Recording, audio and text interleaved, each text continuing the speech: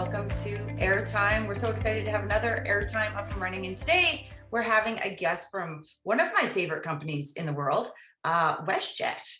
We do a lot of work with WestJet actually, and we have a lot of support from WestJet at Elevate, and we work on a lot of projects together. So it's really exciting to have someone from WestJet here today. And before I introduce my guest, I just want to say that you can always go to elevateaviation.ca if you're looking for a mentor in aviation, in any aspect of aviation, including the job that we're talking about today, which I think is going to be pretty interesting. We were talking earlier before we started, and we're talking about how no one really knows about a lot of jobs in aviation. And this one's one of them. So we're really going to dive in with this guest and dive into what her job's about. But if you're looking for any career in aviation, you can get a mentor. You can go a lot faster and a lot easier if you have a mentor. So contact elevateaviation.ca. Go on our website and fill out the form to get yourself a mentor if you want. I'll also just throw out one more thing. We are having a save the date for our Leadership Kelowna retreat. It's going to come out probably later today or tomorrow. So if you're interested in coming to our Kelowna retreat, it will be a leadership masterclass in person for only about 50 people. So if you want to save your spot, you should let us know right away. Email info@elevateaviation.ca to save your spot on there. And some more information will be coming out about that pretty soon. So we're really excited. So want to say to the people who are joining us live on Zoom, a great big hello, and please ask questions. Any questions you have, just throw them in the chat, throw them in the Q&A, doesn't matter, I'll watch them both. So if you have any questions at all, throw them out there. Okay, Natalie, I've been talking long enough. Are you ready to be introduced? I'm ready. Okay, I'm gonna get her last name wrong. We've been practicing it before we started, so I'm going with the English version. Natalie Farand, you say it. Yes, Farand. Farand. Yeah. Natalie Farand. Sorry, I apologize for butchering your last name, but I'll go with Natalie. Perfect. Okay. Natalie is the VP of Guest Experience at WestJet, and we're going to get into a number of things. We're going to get into what is the VP of Guest Experience, what does she do? It sounds like a job that I would love myself. So what is that all about, and what does she do there, and how much fun is it, or is it stressful? We're going to find out. We're going to talk about how she got into aviation, and a little later on, we're going to talk about leadership. Natalie's passionate about purposeful leadership and about helping people find their purpose. So we're going to dive into that too and see what we can learn from Natalie today and take back into our own lives after we're done this session. So Natalie, thank you so much. Thank you, Kendra. Thank you. And that Kelowna retreat sounds great. I'm actually in Soyuz right now, so I'm close by. Oh, nice. Is that where you live? So it's a summer home that's kind of extended now with the COVID, so I've been enjoying the fall here too, so it's been nice. Well, extend an invitation to me and I will come. I like to invite myself to people's homes. There's a lot of wineries in the region. I think there's like 20 in a 5-kilometer radius, so it's pretty amazing. And I hear that I keep hearing rumors there's going to be a glass shortage for wine bottles. So I need to stock up. Anyway, okay. Well, Natalie, let's start with, first I want to know what got you into the whole aviation side of things. Were you passionate about aviation? Did you want to? A lot of people are like, I wanted to be a pilot, or they end up or whatever. How did you end up in aviation? Yeah, it wasn't something I was necessarily focused on. I actually started working. My first job was at the Ottawa airport in the food court, so I was exposed to the industry at a very young age. I think I was 15 at the time, but no, airline and aviation came later in my career. So I studied in design right out of university. I started graphic designer, and then I saw the trend with web, and I really wanted to get in the web space. It wasn't called digital back then; it was called web. So I started working for a digital agency and it was a startup, and worked there for 8 years. So pretty much grew with the team. I think we were 15 at the time, 85 when I left. But I was actually a customer of WestJet, flying back and forth between Montreal and Toronto. Many of our clients at the agency were in Toronto. So I was exposed to the WestJet hospitality very early on in my career. And so when it was time for me, I was feeling a little less challenged. I was ready for that next step. And I saw a trend of the digital industry was moving, in-house. So at the beginning, the clients, the brands, they didn't have the skill sets, the expertise. So they were hiring agencies to do a lot of their web work, whether that's website, email, et cetera, marketing. And when I saw that, the brands were starting to bring those assets in-house, I was like, ooh, I would love to work for a brand and really feel like part of a family and put, kind of full ownership into something and feel part of that. So yeah, I was kind of like looking for that next opportunity, and WestJet came up. There was an opportunity on the digital team, and I knew the company very well from just my experience flying with WestJet. And so I basically just packed my bag, sold my condo in Montreal at the time, and moved across the country to Calgary. I never visited. I didn't have any friends, family there. I just kind of took a leap of faith, and I said, well, if I'm homesick, I could just fly standby to Ottawa or Montreal to visit family. But yeah, I took a chance, knowing that it was a very young team at WestJet at the time, and there was probably going to be a lot of opportunity for growth. And so yeah, I never looked back since. So you moved to Calgary, bought yourself a cowboy hat. that was the first thing my sister said, is like, where's your cowboy boots? Where's your pickup truck and your cowboy hat? I still don't have any. Oh dear. So is doing what you're doing, like, well, even like when you started with the graphic design and everything for an aviation company, do you find it much different than if you're not working for an aviation company? It's not that it's very much different. When you're on the agency side, you get exposed to different brands. So you get to kind of,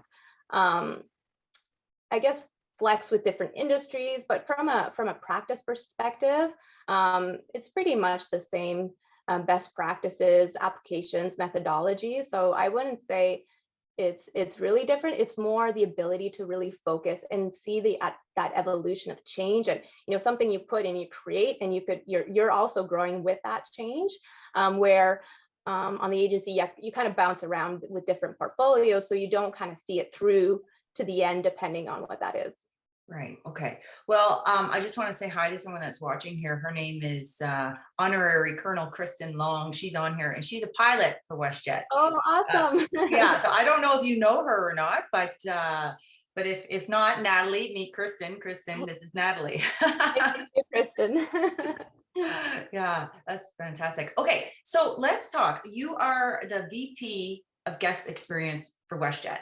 Now, that actually sounds like a really cool job. What is it? Like, okay, let me guess. Are you like, you are figuring out, when I get on WestJet, what I'm going to eat for my snacks? I'm just kidding. That is a possibility. Oh, okay. All right. Looking at, what the service offering is part of that.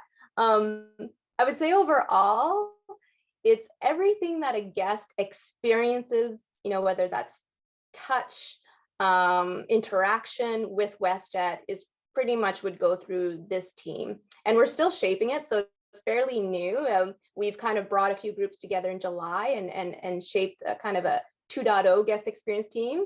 We've had it in the past at WestJet, but it's changed in nature. And I think, even with post-COVID, like what's kind of like the next evolution of where we are going in our journey, and what do we want that experience to look like? It's changed a lot from like a touchless, self-serve perspective. So we're still defining it, but really it's everything between our guests and the interaction with WestJet. And so we're focused, at the airport. What does that look like in flight? Digitally, what does that look like across our channels? So making sure we have, the best experience, a seamless experience, a consistent easy. And we're really trying to focus this year and into the next of like, how do we help reduce stress for our guests, right? Like traveling is a very stressful time, Yeah. and a lot of people are anxious, and now with new regulations, it's even more stressful. So what can we do to remove as much of that stress and anxiety as possible and make their journey very pleasant? Yeah, is that something that you're hearing, like that people are afraid to fly? I wouldn't say fear necessarily. I think it's more the unknown. When you think of, some people only fly once or twice a year. The landscape has completely changed. What kind of documentation do you need now to fly with the vaccinations and, the testing? So it's more, setting the expectation and re-educating of what, is needed now. But not necessarily, the fear. It's really just the unknown, and how can we help guide guests, even frequent flyers, like, a lot of corporate travel hasn't, bounced back yet. And it'll be new for those folks as well. And myself, my first flight after, not flying for some time, I bought a whole water bottle through the security. I was like, I should know this. I go through, every week I fly. And then for some reason, I kind of was frazzled with the mask and everything. And I forgot just standard procedures. So I think, that's probably what a lot of guests are feeling too. And, with family and kids and, traveling in groups. So, lots to consider now. Yeah, the first time I went through, which was in the summer, this past summer, I forgot to take my laptop out. Like, how Yes. do you forget to take your laptop out? And I ended up in that line where they push your bag over and you have to wait in the line. And that was longer than the line to go through security. Like everyone that went through pretty much went over to that line, and people were forgetting water bottles, people were forgetting Yeah. It's everything. habit, right? We're creatures of habit, and we broke the habit cycle, and you're like, oh, and you forget simple things that were very standard before. Right. What's your favorite thing about what you're doing now in this job? I love solving problems. And, I think that's what the team really enjoys doing is, going back always to what is the problem we're trying to solve, and, dissecting that, and, getting the insights and the data to help validate that problem, and, hoping that with the solution, we make a difference to our employees in some circumstances. We're helping their day to day, especially in the operations, the front lines, and then as well as guests, right? So yeah, solving big problems, and the airline is a complex world. And so you think, oh, it's a simple change, and it's actually quite complex, and it impacts different systems and different just operations at the airport, for example. And so it's the kind of domino effects behind every change we make. Right. What's the number one thing customers complain about? Can you tell me? Um, I know the number one pain point. So it's definitely flight disruptions, cancellations, schedule changes, and a lot of it is still not automated. So we're working on how can we better self-serve that to give, better options. So that's probably the biggest pain point. I would say what they complain about the most seems to be the food, the service, and I think that's just humans. Like, you can have the best menu, and it still doesn't, cater to everyone and every need, and so, and there's been also, a change in our service with COVID, so we're ramping that back up as well. But I would say food in general seems just to be the hot topic. And is it they're complaining and you're hearing about it because they're complaining to the attendants on board, or do they actually write you guys and We get say, a bit of I don't like both. your food? We get a bit of both, either through the flight attendants and the crew, or we have feedback channels where they could submit feedback, or sometimes emails. But yeah, we hear it from a few different channels. Well, okay. Well, if anyone listening right now has any complaints, just throw them out here. We've got the person to listen to it. No, you're like, no, no complaints. Oh, wow. Okay. So wow, that's pretty cool. How many people are on your team? We are about 150 Oh, and wow. growing. Yeah. Yeah. So that includes, we have intelligence analytics team in there that they look through all of the data. insights, market research, revenue analytics, and then we have technology. So we support all the digital products, which are like, our website, our mobile app. Our product team, they look at, both physical and digital products. And we have, we call it our guest experience activation teams. And I call them the bridge between commercial and operations, and making sure, what we're kind of inventing and creating and enhancing makes sense in the real world when you put it out there, and making sure that it fits within the operations space. So yeah, it's a pretty exciting team. So then do you go on flights just to test this? Like, do you go like, well, I better go to Hawaii and make sure that that flight is okay for the guest? We have started. So the team has been on a few to kind of see the current operations and where we can help support. I fly often, so just naturally you're exposed to, you ask the crew for any feedback they have and engage with them and see, if there's anything we can help support from our perspective. So just flying, you see a lot, and especially, at the airport, you get to experience all the changes there. But yeah, we do have for specific product offerings, if we want to kind of take a look at it, see where we can optimize and enhance. Yeah, we do send a few folks. It's been harder right now, of course, but it's something that, yeah, we'll continue to do. Wow, that's pretty exciting. So Perry has a question for you here. I'll ask you this. There are an estimated 800,000 job openings in Canada, and 4.3 million Americans quit work in August of this year. The time has come when people are no longer looking or working for just a paycheck, making hiring and retaining employees, especially great ones, more difficult. Have you seen this at WestJet, and how are you dealing with it? Yeah, talent, we hear the war on talent right now, and it's a very, very competitive space, especially in certain disciplines like data science, analytics, software developers. We're seeing just a really hot competition market out there. And, it is difficult. And, it has been challenging when, our revenue numbers have been hit dramatically. But I think we've been able to create such an amazing culture with the team, and what they get to work on, and the impact they have, and the reach they have with our products. And, what I tell the team all the time is, we might not have the highest salaries out there and be the most competitive, but we offer flexibility.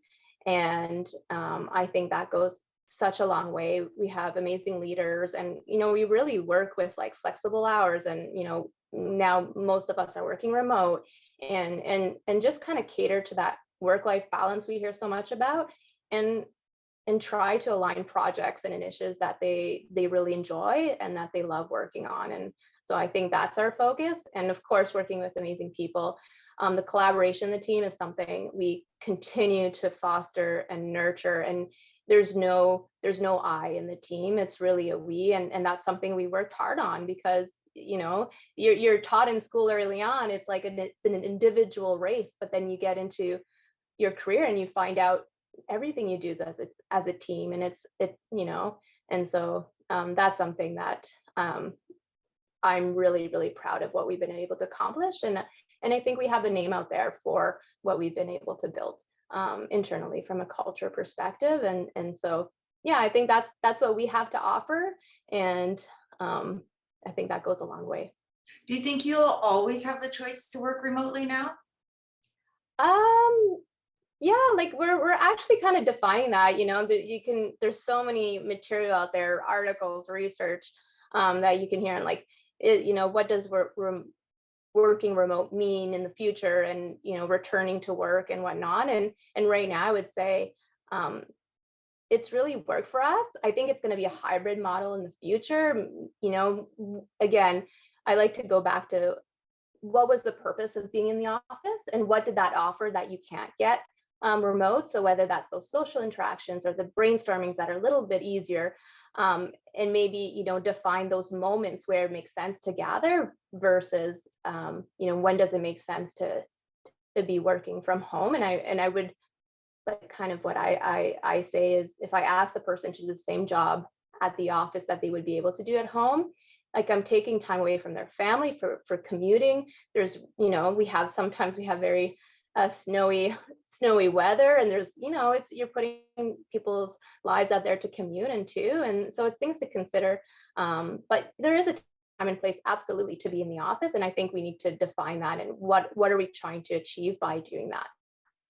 I find it so interesting that before COVID, there was a whole generation coming up saying, I don't want to work 9 to 5 in an office. I want flexible hours. I want to be able to work remotely.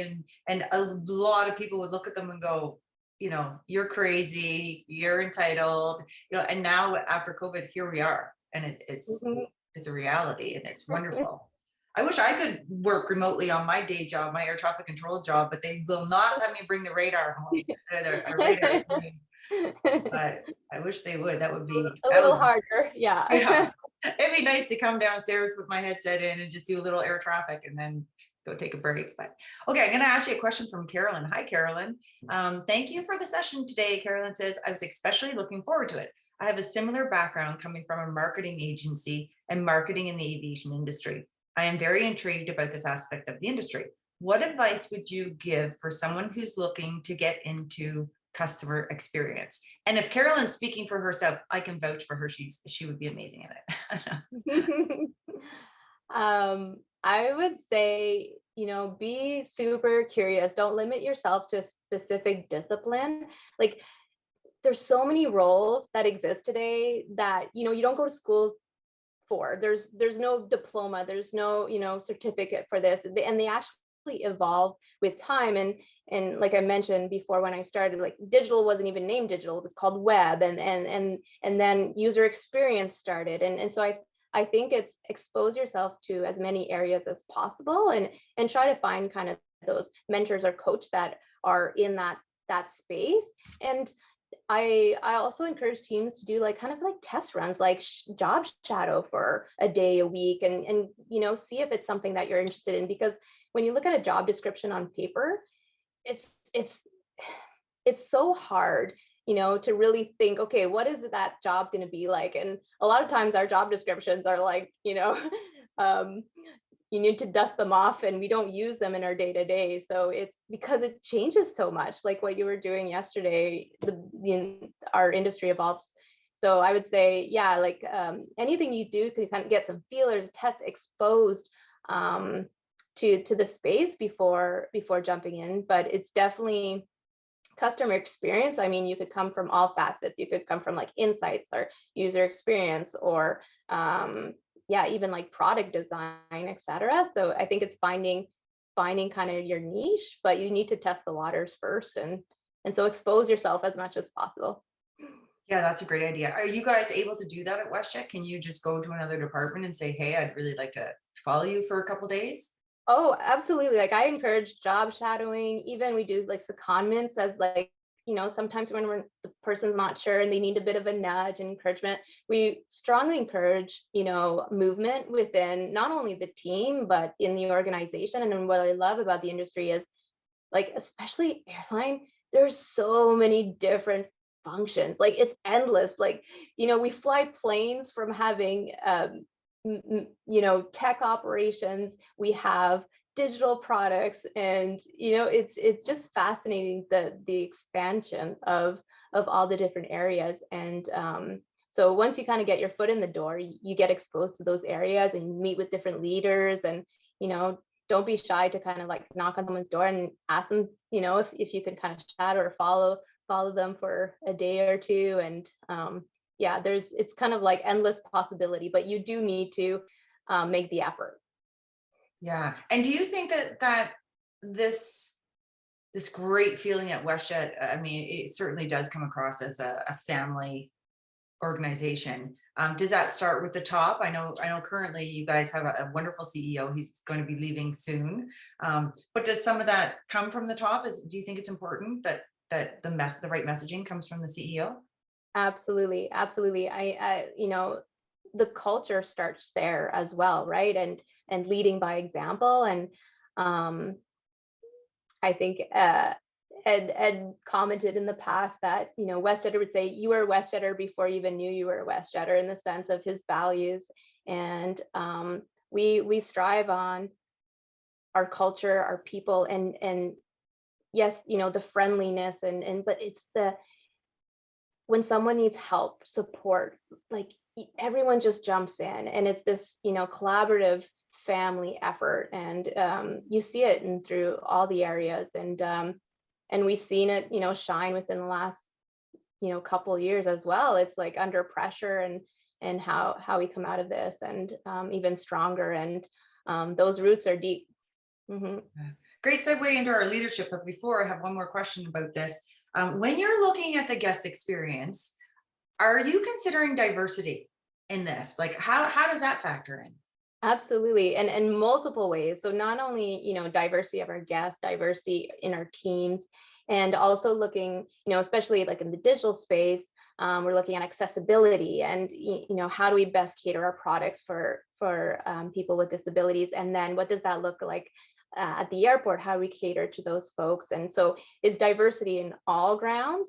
But I would the statement I say is diversity at the table is diversity in thought. And so it's really important that we represent all areas and cultures as much as possible to really, represent our guests in the best way we can. Yeah. Here's a question. Does WestJet offer any volunteer positions? I would love to do something, but don't need to be paid. You know what? It's something I'm not sure. I know we have in the past. I would have to confirm that one. If there's a few things that's been on pause, but I can get back on that question. Okay. Mm-hmm. Okay. Whoever asked that question, if you want to send us an email, info@elevateaviation.ca, we will hook you up with Natalie after, if that works. Sounds good. Okay. Okay. So let's move on to leadership then. So you talk about, or in your bio anyway, when I'm reading it, it talks about purposeful leadership and developing people. So when you talk about purposeful leadership, what do you mean? It's really having purpose, and it sounds simple, but feeling valued, and waking up every day and feel like you're contributing to something, and you're making a difference to something. And it sounds simple, but a lot of times it's not clear. And I think us as leaders, it's really important to ensure that the team, knows why they're here every day, how they're contributing to the bigger picture. Yeah, it's so important. When the comment of like this work-life balance comes up so often, and what I say is, it's because there's no line. It's your life. It's part of it you're doing work, part of it you're with your family, but it's just life. And the more you feel purpose in what you do every day, whether that's personal or professionally, like that's where I want to make sure that every team member knows their purpose and knows their value in what we're trying to achieve. So how do you do that? If you're a leader of a team and you want to make that connection, like you're saying, like, how do you do that? How do you make sure that people are feeling that they're showing up every day with purpose? Mm-hmm. A lot of it is, providing that long-term vision and that long-term goal, and what are we trying to achieve, and repeating it often. And creating that focus, and showing how what they're doing, how it rolls up into that bigger picture, and just stitching that for them. And a lot of times, team members are so in the weeds, their day to day, and your job, you're stepping back, and you need to look at the whole orchestration and really, tell that story for them, because it might not be clear of like, I'm doing this task, but how does this task contribute to this initiative, and this, and how does it hit our long-term goals? So it's, providing that North Star, that inspiration to, why we're trying to get there. What does that mean for, for us as a team, but also for our guests? How are we creating a better experience for our guests out there, and our employees as well, our WestJetters that are, facing these guests every day and serving these guests every day. What can we do to help them? And yeah, it's like our job as leaders is really to stitch that story for them, and then, you know, make sure that this is where they want to be and this is what they're passionate about, and that they feel like they're contributing. And yeah, absolutely. And you know, if they wake up and, you know, they're not happy, like, let's have that conversation. Like, I want to make sure everyone enjoys what they do, and you won't love it 100%. There's everything, you know, everyone has Yeah. something on their job plate that they're like, oh, I don't like this thing as much. But, you know, in general, do they enjoy coming to work, even though coming to work is different now, but do they enjoy the work they do? um, yeah, and I think, and it's okay for a company's values, you know, if that's not where you want to be, that if that doesn't resonate with you, if that's not the culture that is a good fit, then, you know, that's okay. We have that conversation, and maybe this is not the right fit for you, but I'll help you find the right fit, you know, because that's so important. So, like, how do you convey that? Like, are you doing it when you provide your North Star? Is that more in your department, or do you have a lot of one-on-one conversations with people? Like, what one do you find more meaningful, or both in different ways? Yeah, both in different ways. I would say I definitely spend a lot more time with my directs on kind of shaping that vision, but communicating it often to the team is so important. Like, communication is foundational, and you know, we have monthly meetings, and we kind of always show how we're progressing against those long-term objectives. What's our roadmap for the next 12 months? What's our 5-year plan? And so that they can, you know, they see all those pieces and how we're doing against those milestones. But yeah, over communicating. You know, we send weekly emails, statuses, monthly meetings, and then one-on-ones. I offer also skip chats. Anyone could, you know, book time with me and to talk about anything they have on their mind, to make sure that, yeah, like, they don't have any burning questions. Um, but making myself as accessible as possible, and just repetition. What did you call that? Skip chat? Skip chat, yeah. It's like a skip coffee chat of, so it's anyone that's not a direct, because the direct, of course, I have like weekly one-on-one, so they get a lot of time with me. So it's, yeah, anyone on the team that, you know, wants to have a coffee chat and just ask any questions, they can just schedule that. That's fantastic to Mhm. offer that, and they know that they can just reach out to you and have a chat with you. That's Yeah, absolutely. wonderful. Yep, it's open in my calendar, and yeah, they can book it anytime. And I also started doing biscuits with the boss. So I don't know if you're a Ted Lasso fan, but that's a bit of a theme in this series. And so I opened up like a group by bi-weekly kind of skip chat, but in a group setting, because some people are more shy one-on-one. So this way we can just talk about any topics. It's not even work related, but just to get to know the team better, and for them to get to know each other better as well, especially, you know, with a lot of us virtually. Some people haven't even met anyone face to face because they've been hired in the recent months. Yeah, right. Wow. Oh, that is wonderful. I love that. So I know before we started, you were talking about you get up in the morning and you listen to a lot of leadership podcasts. Hmm. Do you have a favorite to share with us of what you like to listen to? Yes, I'm definitely a huge fan of Brene Brown.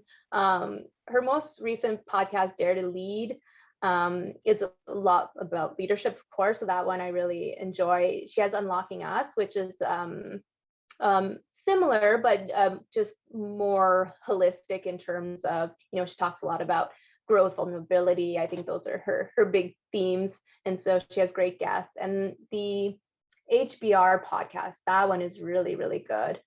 So Harvard Business Review podcast, I really enjoy that one. And they have a lot of great leadership topics that come up in that one too.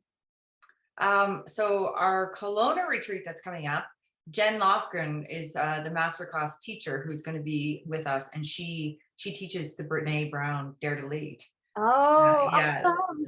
that's why we chose her. I think it's gonna be it's fantastic. Tell me the top three, if you could, things that you personally think that you've learned with the most impact to be the leader that you are today. Hmm.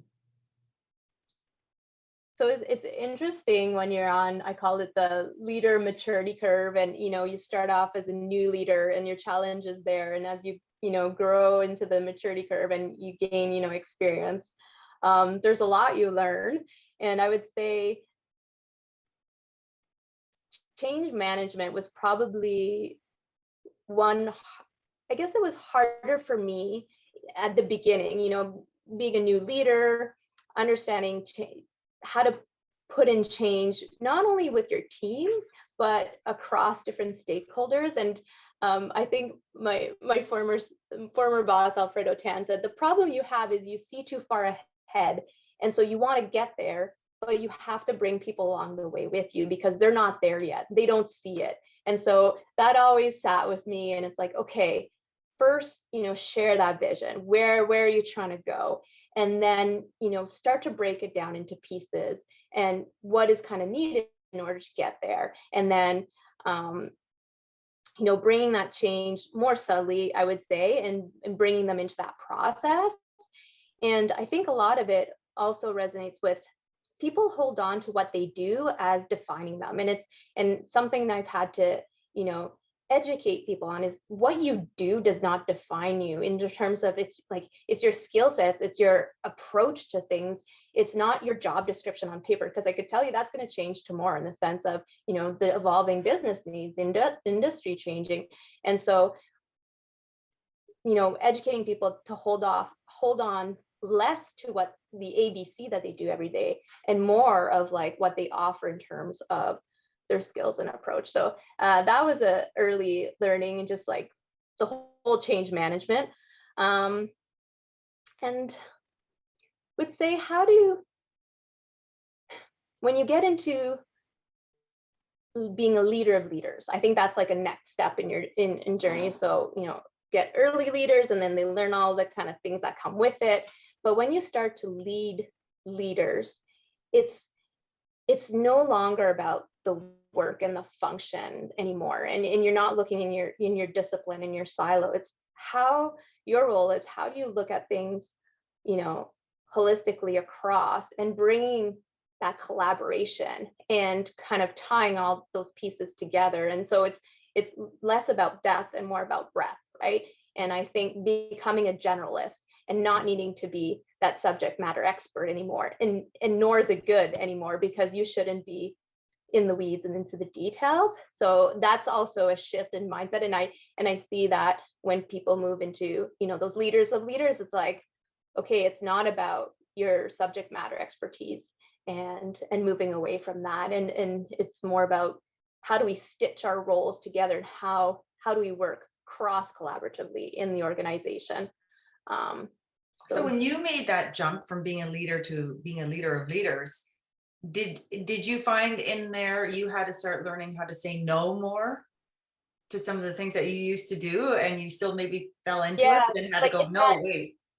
it's that handoff, right? And it's being less hands-on and trusting and empowering your team with, so your role at that point is only to share what your objective is. So what are you trying to achieve? And then it's up to the team to solution that. And so it's a bit of letting go in a good way, but it is a change. And we see it, leaders have trouble delegating because they're more hands-on. So it's that shift. And really it's how to best support the leaders now and empowering them. Do they have all the tools they need to be successful in what you're putting out there as an objective?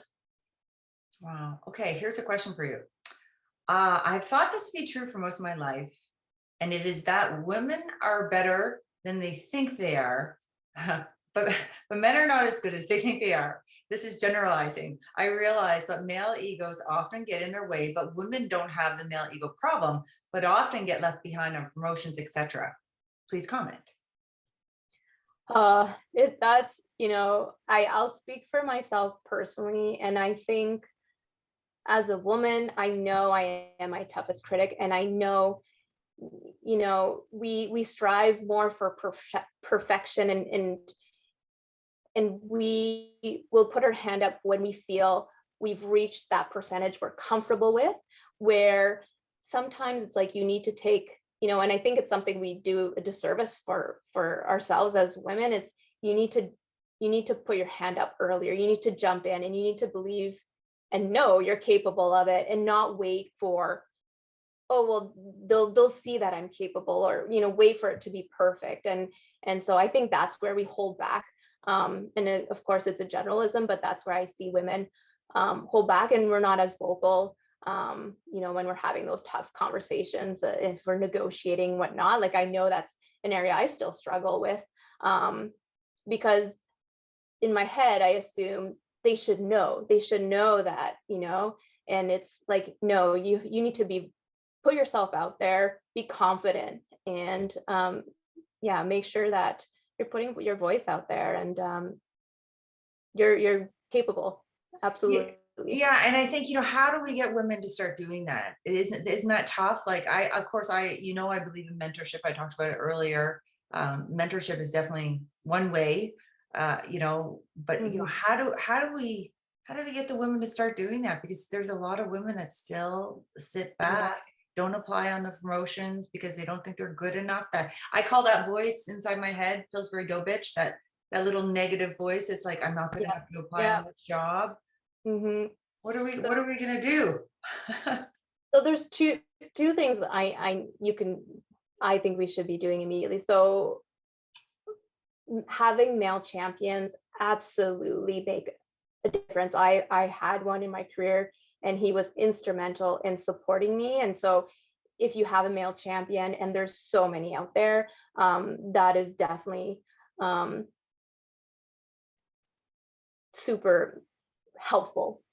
The other thing I would say as a woman is supporting other women, right? And it's like, more you can do to support them, and if it's those skip chats, giving them feedback, showing them how you kind of navigated different waters over time, and just lend out your help and your support to other women.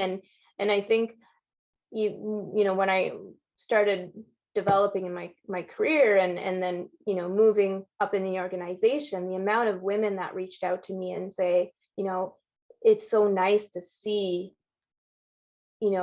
having a woman in that role. And then I'm like, oh man, I'm like a mentor in a way, and I'm a role model, and so I have another responsibility, even on top of the current responsibility of leading a team. It's how can I best support women in the team, in the industry, in the organization.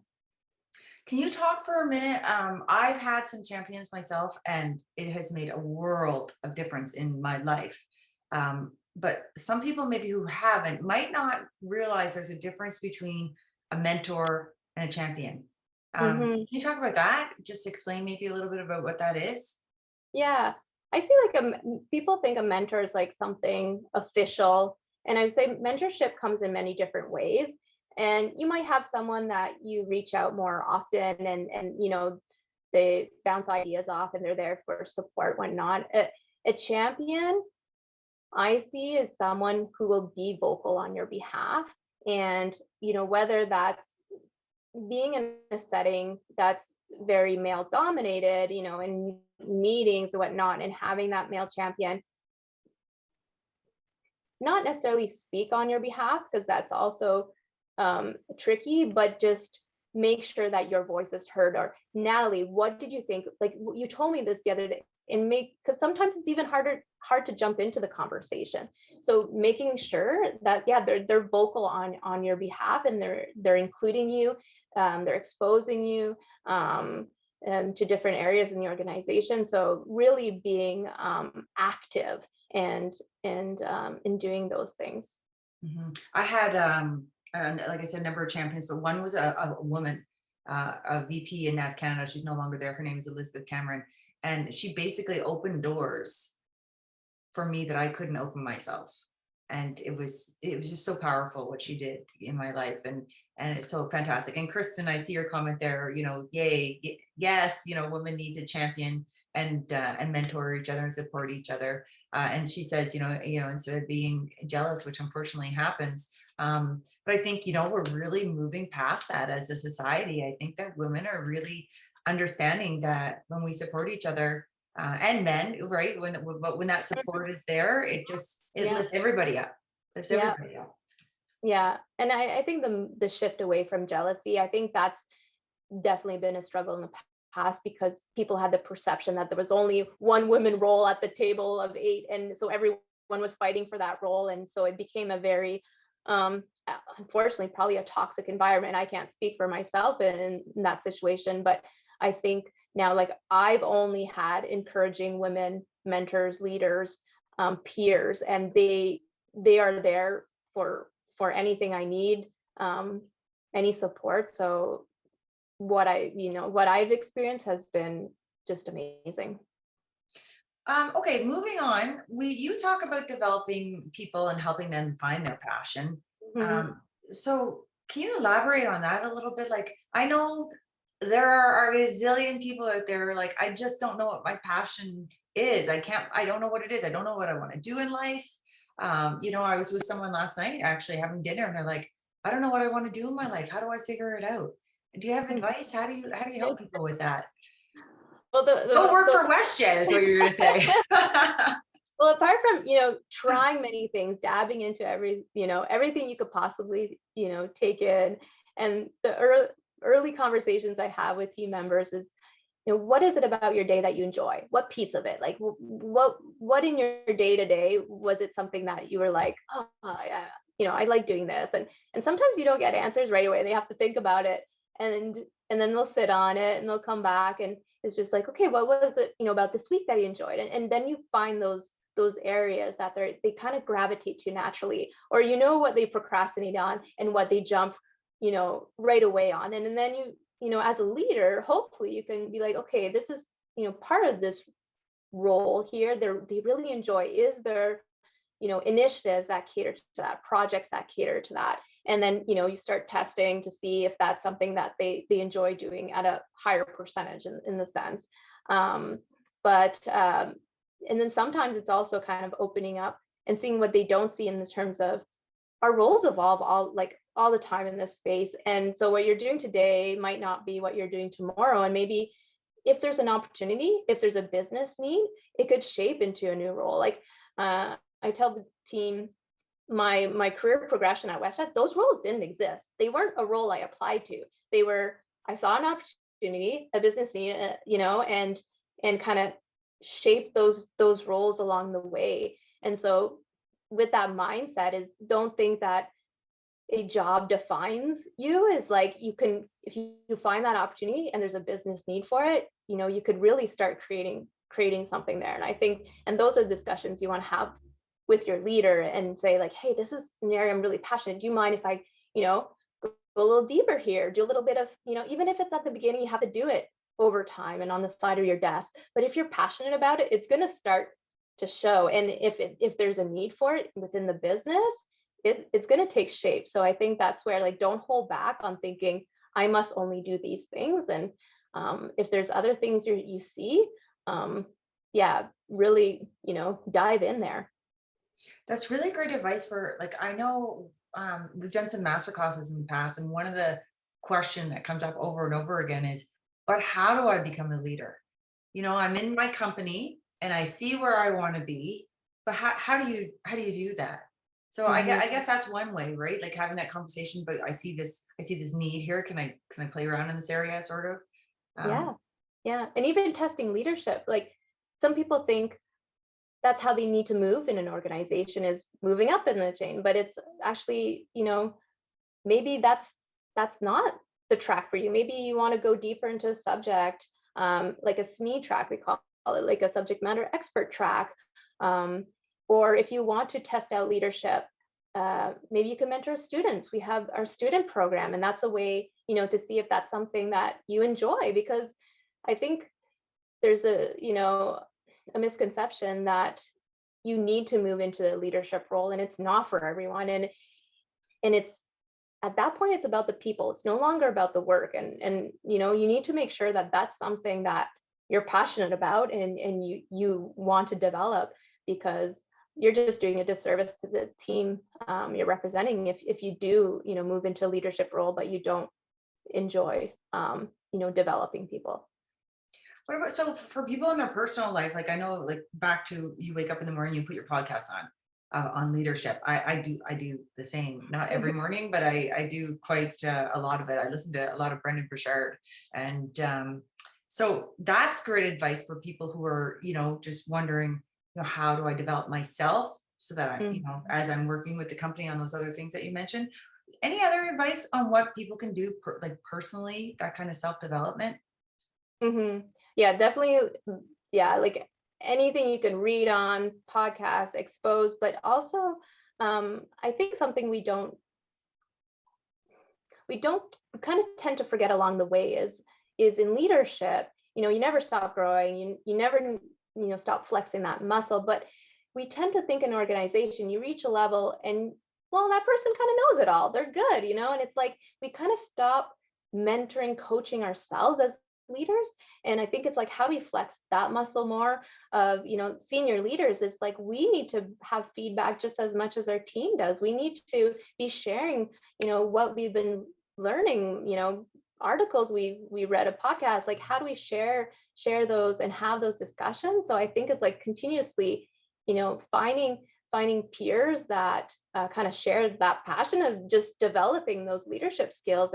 And yeah, I think it's something we kind of tend to lose along the way. And I'm very fortunate. I have directs. They teach me more every day. That I learn every day from them, and we have those conversations that, I just heard this. What do you think of that? And then we have a discussion around it. What could we do, with the team, and from that perspective. And yeah, I think it's something that we need to really encourage. So we're running out of time. But I want to talk about the tough side of leadership. Hmm. What about, how do you handle that? How do you handle the tough conversations that you need to have with people sometimes, and you're trying to do your best, and how does that work for you? Yeah, it's you know what, providing feedback is still hard, and we say, feedback is a gift, and if someone takes the time to give you feedback, it's because they care about you. And it's actually easier not to give them feedback. That's actually the easier thing to do. And so I think it's something that you just need to keep reminding yourself as that you're doing them a disservice by not providing that feedback.